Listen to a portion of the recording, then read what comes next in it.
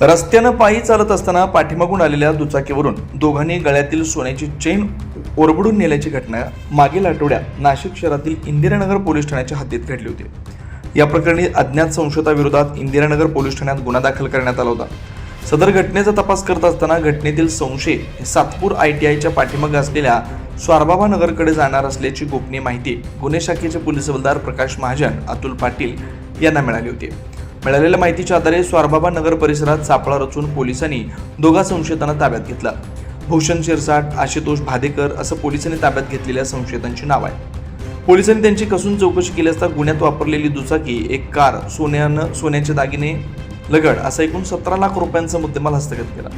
धक्कादायक बाब अशी की या संशयितांविरोधात यादी शहरातील इंदिरानगर, अंबड पोलीस ठाण्यात एकूण 4 गुन्हे दाखल आहेत। त्यांना पुढील कारवाईसाठी इंदिरानगर पोलीस ठाण्यात दाखल करण्यात आलं।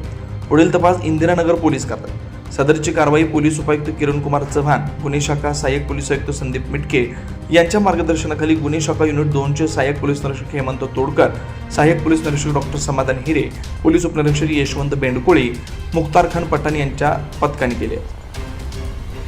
9 न्यूज महाराष्ट्र ब्युरो, नाशिक।